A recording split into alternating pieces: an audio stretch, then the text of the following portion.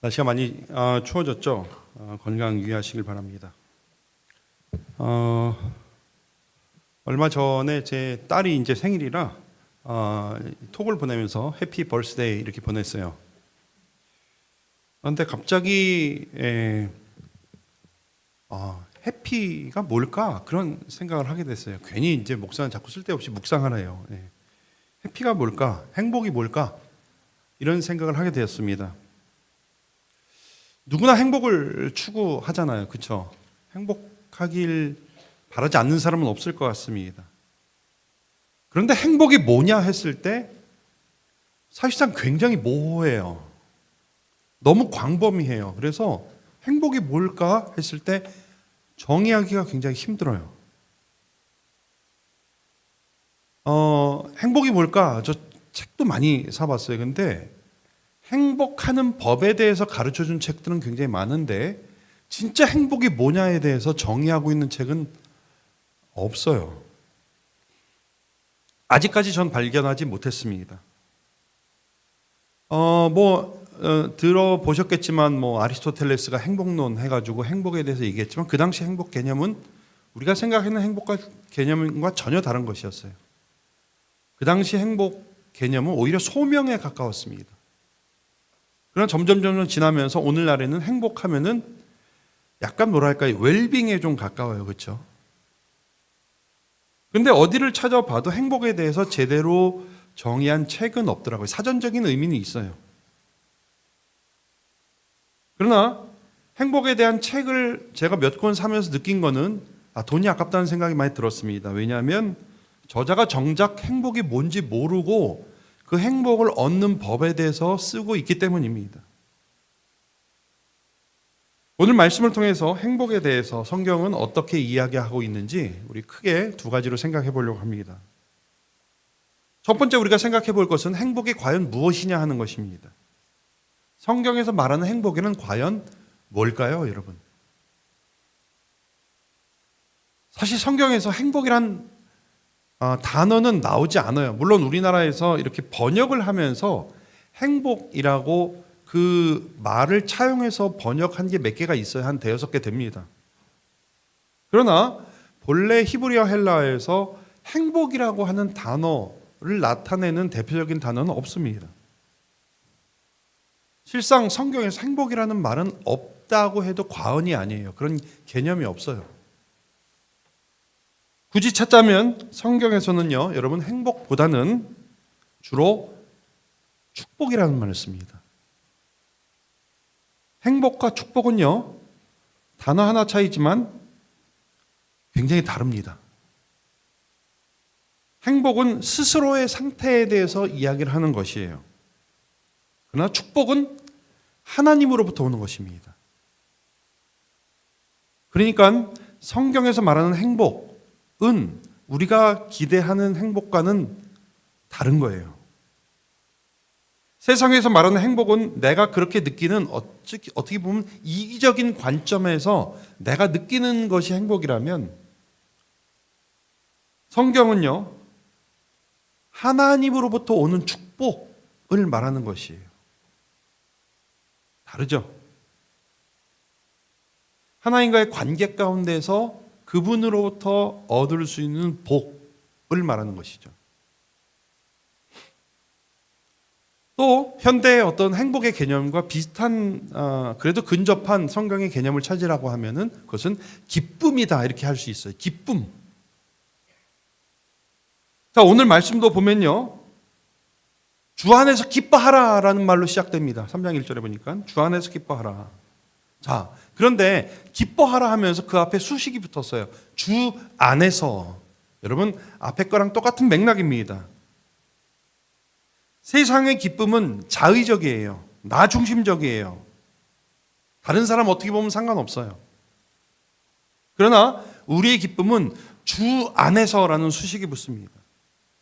우리의 기쁨은 주님으로부터 비롯됐다고 하는 것입니다. 주님이 우리 기쁨의 근원이고 진정한 기쁨은, 진정한 행복은, 진정한 축복은 주 안에 있을 때 얻을 수 있는 것이다 라고 바울은 지금 아예 선언을 하고 시작하고 있는 것입니다.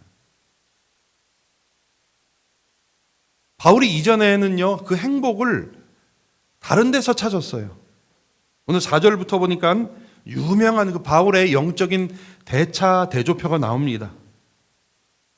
그는 먼저 자신이 이스라엘 족속이요, 베냐민 지파요, 히브리인 중에 히브리인이다, 이렇게 자기를 소개하고 있어요. 여러분, 이게 의미가, 이스라엘 사람들은 이걸 읽으면 굉장한 뭐랄까 존경과 이 자부심을 품을 수밖에 없어요.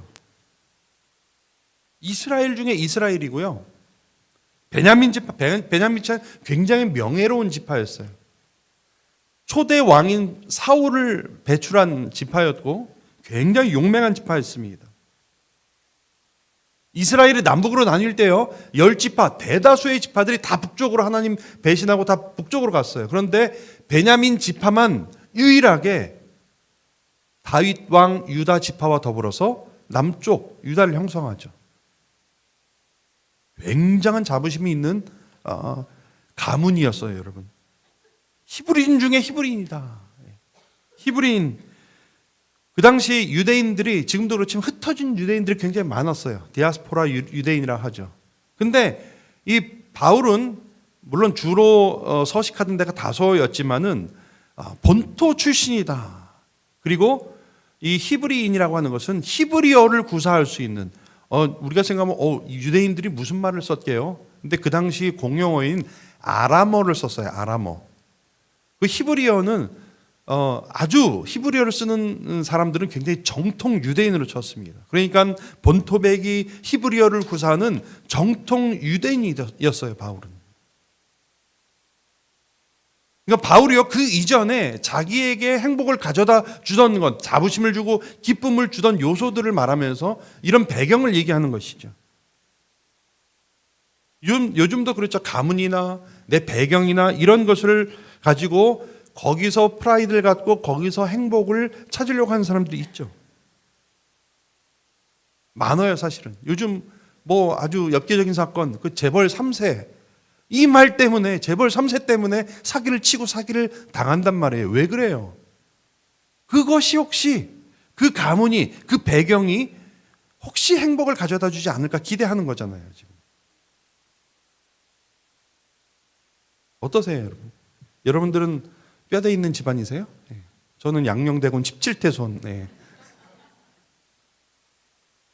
뭐 언젠가 말씀드렸나, 청년들 데리고 어디 가서 음식을 먹는데 옆에 있는 저보다 나이가 좀 지긋한, 그 당시 벌써 한 20년 전이니까 지긋한 분이 저한테 물어보는 거예요.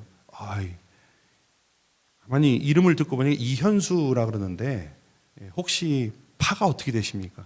양녕대군님 17대 손. 아버지 학렬이 어떻게 되십니까? 승자입니다. 아들 학렬이 어떻게 됩니까? 병자입니다. 그랬더니 갑자기 자기 아들을 부르더니, 야, 집안 어르신이다, 절해라. 그래가지고 제가 음식점 한가운데서 전혀 생면부지의 사람으로부터 절을 받은 적도 있어요. 근데 그분이 잘 모르시는 게 있어요. 저희 집안은 그때 갑오개혁 때 돈 주고 샀다는 얘기가 있어요. 사실 저는 이런 게 무슨 의미가 있나 생각하는데, 과거로 갈수록 그런 게 굉장히 그 사람에게 안정감을 주고 자부심을 주고 행복감을 주는 요소들이잖아요. 게다가 바울은 그것이 배경이었지만 자기 스스로 이룬 것에 대해서, 성취에 대해서도 이전까지는요, 자기랑 사실 상관없는 거였어요. 자연적으로 주어진 것들이었죠. 근데 그 이후에 바울이 뭐라고 얘기하냐면, 내가 바리새인 중에 바리새인이다, 열심으로는 죄를 박해했다, 이렇게 얘기합니다. 이제부터는 뭐냐면 자기가 성취한 거예요. 이전까지는 내 배경이 이렇게 백이 든든했고 이래서 이것이 나한테 행복을 줄 수 있다고 생각했지만, 그 다음엔 내가 성취하는 것도 만만치 않다 하면서 내가 바리새인 중에 바리새인. 여러분, 지금이니까 바리새인 하면 뭐 위선자 이렇게 생각하죠, 예수님 때문에. 그런데 그 당시는 존경받는, 영적으로 또 사회적으로 존경받는 지도층이었어요. 오피니언 리더였어요. 거룩함과 성별됨은 남달랐어요. 특별히 바울은요, 이 가말리엘이라고 하는 아주 그 당시 최고의 율법학자로부터 사사를 받은 수제자였어요. 바울이 뭐라고 얘기냐면 율법의 의로는 내가 흠이 없었다 얘기할 정도예요. 여러분, 율법에서 요구하는 것을 하나도 어기지 않았어요, 바울은. 마음은 어땠는지 모르지만 적어도 율법에 요구하는 것은 바울이 다 지켰다 이렇게 얘기하는 거예요, 지금. 지금으로 말하면요, 어디 뭐 하버드 가서 PhD 받고 필드에서 방송에서 이름 날리는 그런 사람이었다는 것이. 예나 지금이나 이런 것들은 사람에게 행복을 가져다 줄 수 있는 요소들로 작용을 하고 오늘날 그것을 기대하죠, 많은 사람들이. 그러나 바울은 바로 이어서 유명한 말씀, 이게 바울의 영적인 대차 대조표 7절 말씀에 보니까 이렇게 말합니다. 그러나 앞에 것들을 부정합니다. 그러나 통째로 부정하면서 무엇이든지 내게 유익하던 것을 내가 그리스도를 위하여 다 해로 여길 뿐더러 또한 모든 것을 해로 여김은 내 주 그리스도 예수를 아는 지식이 가장 고상하기 때문이다. 가장 높기 때문이다. 가장 가치 있기 때문이다. 내가 그를 위하여 모든 것을 잃어버리고 배설물로 여김은 그리스도를 얻고 그 안에서 발견되려 함이니. 성경 말씀이 다 주옥 같지만 정말 주옥 같은 고백이에요. 그러나 이제 반전을 가져온 것이에요. 그에게 행복을 가져다 줄 것이라고 믿었던 그의 배경과 성취, 이제는 그것을 다 해로 여긴다. 이렇게 보면 여기서 해는 이제 이 악이 해악이 아니라 손해를 말합니다. 손해. 다 손해 본 것으로 내가 친다. 나에게 행복을 가져다 주는 것을 쫓던 그 시절이 지금 생각하니까 다 낭비에 불과했구나. 이렇게 말을 하고 있습니다. 유진 피터슨 이렇게 말을 풀었어요. 나는 저들이 자랑스럽게 내세우는 조건들, 내가 명예를 여겼던 다른 모든 것과 함께 갈기갈기 찢어 쓰레기통에 던져버렸습니다. 왜 그랬을까요? 그리스도 때문입니다. 그렇습니다. 내가 전에 그토록 중요하게 여겼던 모든 것이 내 삶에서 사라져버렸습니다. 그리스도 예수를 내 주님으로 직접 아는 고귀한 특권, 그것에 비하면 이 모든 것들은 아무것도 아니었습니다. 내가 전에 보탬이 된다고 여겼던 모든 것은 하찮은 것이나 다름이 없습니다. 이렇게 고백을 합니다.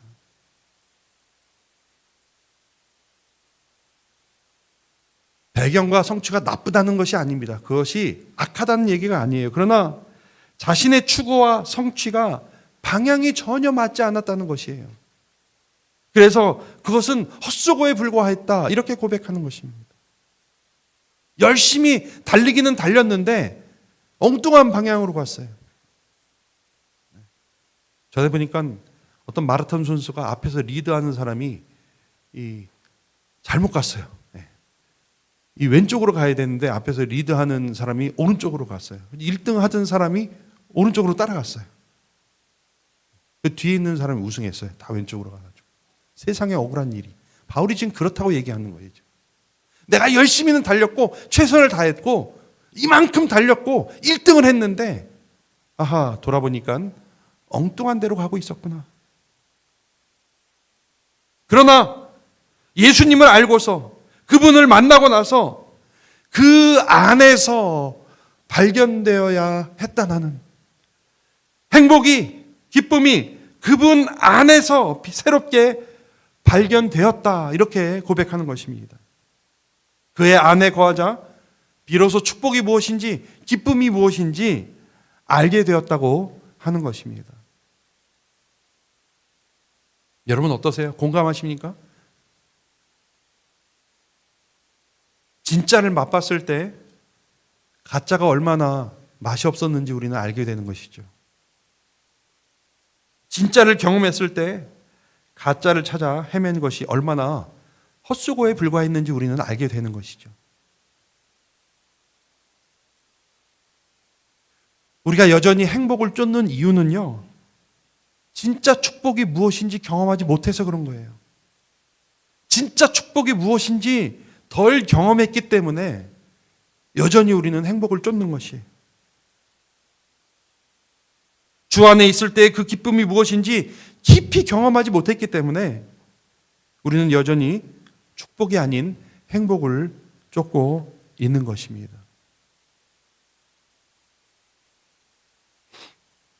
자, 그러면 둘째로, 그러면 우리가 그 축복을 어떻게 경험하겠습니까? 어떻게 주 안에서 축복을 제대로 경험할 수 있겠습니까? 답은 뻔합니다. 추구해야 돼요. 그런데 그냥 추구해서는 안 됩니다, 여러분. 열라 추구해야 돼요. 열라 추구해야 돼요. 열심히 프랙티스하고 정말 열심히 엑서사이즈 해야 돼요. 여러분, 그런데 오해는 하지 마세요. 축복을 추구하고 축복을 연습하라는 것이 아닙니다. 제가 드리는 말씀은 주 안에 거하고자 애써야 한다는 말씀을 드리는 거예요. 오늘 바울이 뭐라 하고 있습니까? 우리 10절에 한번 보십시다. 이게 추웠다가 더우니까 눈이 스르르 내려오세요. 우리 10절 한번 보세요. 우리 같이 한번 읽어볼까요? 10절 다 펴보세요. 우리 영혼을 한번 깨워봅시다. 10절 같이 읽읍시다. 시작. 내가 그리스도와 그 부활의 권능과 그 고난의 참여함을 알고자 하여 그의 죽으심을 본받아 어떻게 해서든지 죽은 자 가운데서 부활에 이르려니. 여기 보니까 내가 그리스도와 그 부활의 권능과 그 고난의 참여함을 알고자 하여 그의 죽으심을 본받아 어떻게 해서든지 죽은 자 가운데서 부활에 이르려고 한다. 내가 이미 얻었다 함도 아니요 온전히 이루었다 함도 아니라 오직 내가 그리스도 예수께 잡힌 바 된 그것을 잡으려고 지금도 달려가노라. 여러분, 역설적으로요, 바울이 행복하기 위해서 추구하는 것은 축복이 아니었어요.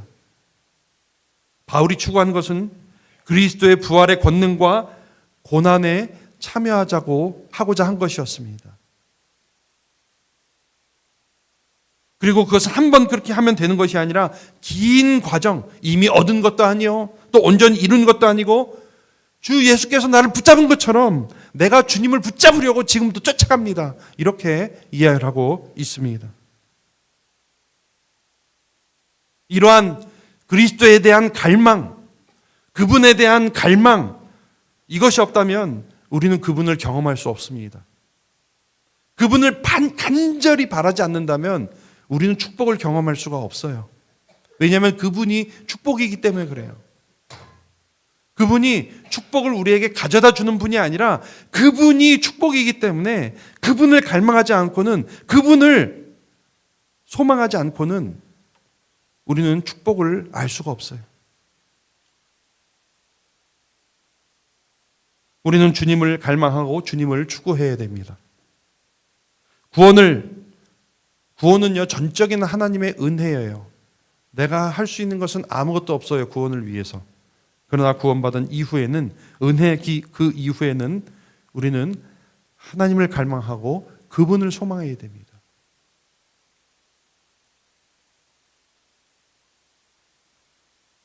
요즘 제가 이제 윤전도사님이랑 몇 분이랑 MSG라는 모임을 만들었어요. MSG, 먼데이 스터디 그룹이라고.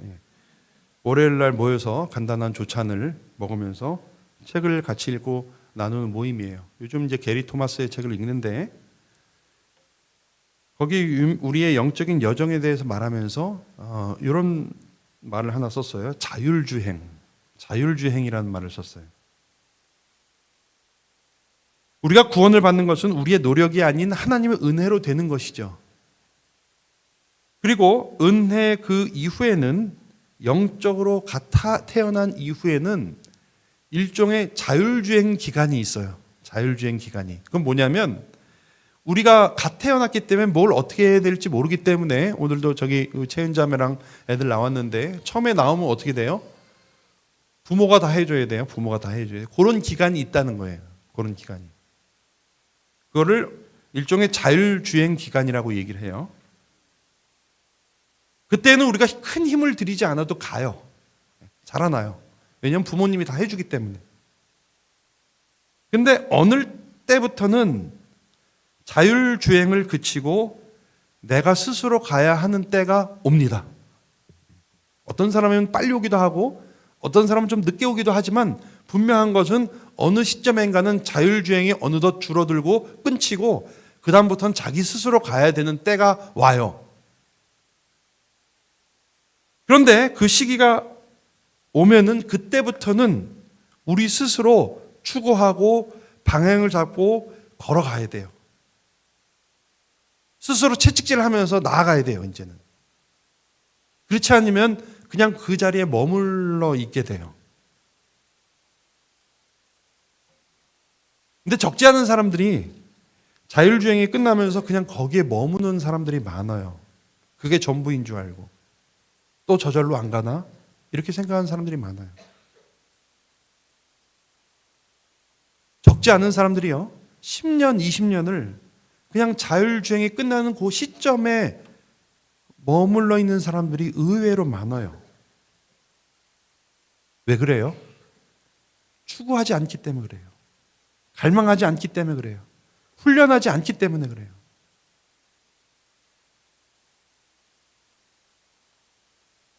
바울은요, 고린도전서 같은 데서 배수의 진을 치고 이렇게 말합니다. 배수의 진을 치고 내가 내 몸을 쳐 복종하게 함은 내가 남에게 전파한 후에 자신이 도리어 버림을 당할까 두려워함이로다.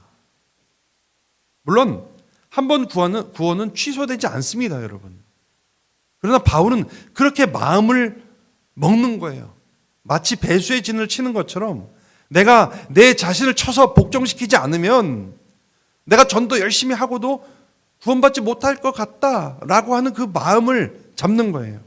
그렇게 스스로에게 가혹한 기준을 들이대면서 자기 몸을 쳐서 복종한다, 이렇게 바울은 고백하고 있습니다.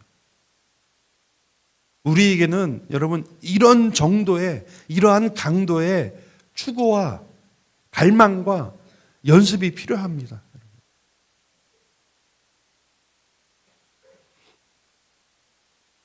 여러분 운동하세요? 여러분 어떠십니까? 운동하세요? 저는 요즘 안 믿기겠지만 저도 한동안 운동 좀 했어요.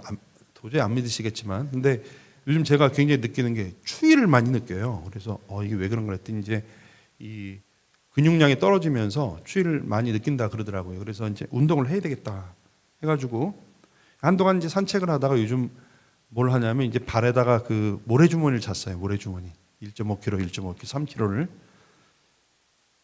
처음에 진짜 불편하더라고요. 막 다니는데 막 아래서 뭐 잡아당기는 것 같고 굉장히 힘들었어요. 근데 딱 3일 지나니까 익숙해져요. 나름 거기에 이 근육이 생기는 거예요. 그래서 굉장히 이제 의식을 안 하게 돼요. 한 3일 지나니까. 나중에 한 일주일 지나니까 그냥 하고 자도 되겠더라고요. 이렇게 하고 그 정도로 몸의 일부처럼 이렇게 느껴져요. 뭐 발목에 3kg나 내 몸 3kg나 거의 비슷하니까. 그러다가 이제 저녁 때 풀잖아요. 날아갈 것 같아요. 여러분 한번 해보세요. 물론 운동하시는 분들이 이 얘기 들으면 굉장히 우스우실 거예요. 뭐 그거 가지고. 근데 이제 갑자기 제가 막 하드한 운동을 하면 몸살 날 것 같아요. 그래서 더 운동 안 할 것 같더라고요.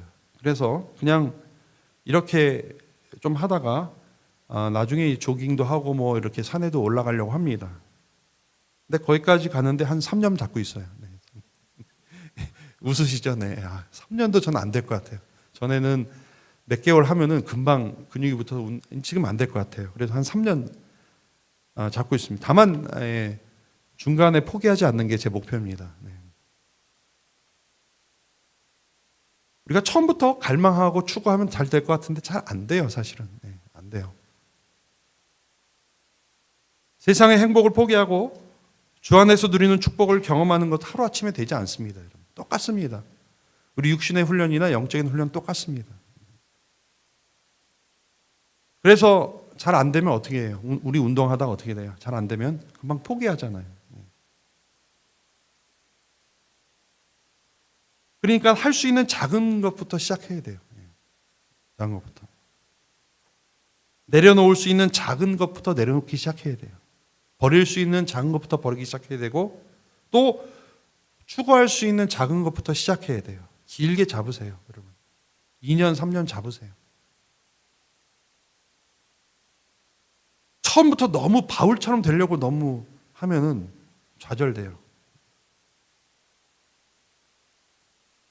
그냥 무화과 나무 밑에서 저 멀찍이 예수님 바라봤던 나다나엘부터 시작하세요.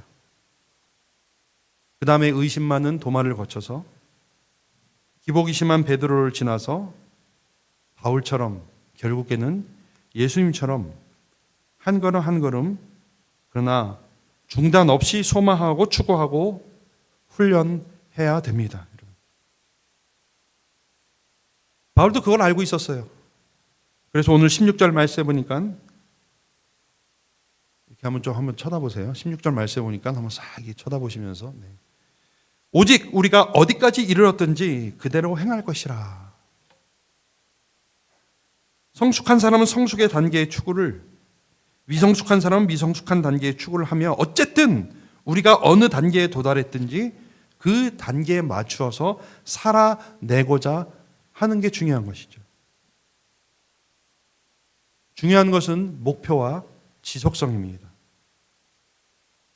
자기 자신을 쳐서 복종시키는 정도로 그리스도의 부활과 권능과 그 고난에 참여하기를 지속적으로 노력한다면 반드시 우리는 주 안에서 누리는 축복을 경험하게 되는 것입니다.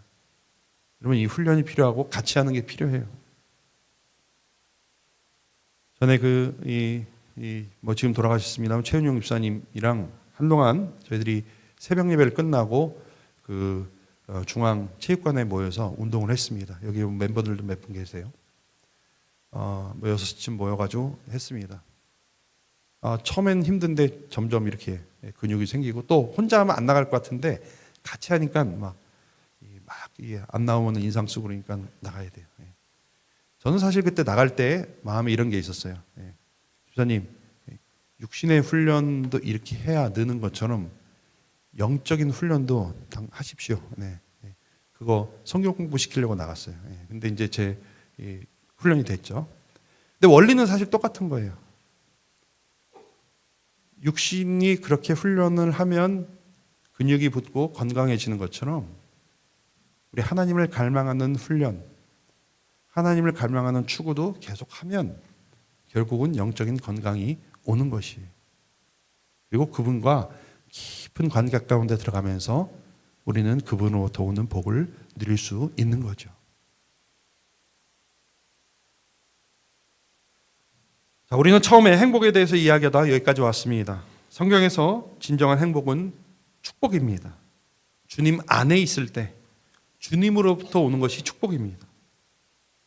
그런데 그 축복은 우리가 하나님을 갈망하는 만큼, 하나님을 경험하는 만큼 누리게 되어 있습니다. 왜냐하면 그분이 축복이기 때문에. 그렇기 때문에 역으로 우리는 하나님으로부터 이 축복을 누리기 위해서는 그분을 갈망해야 돼요.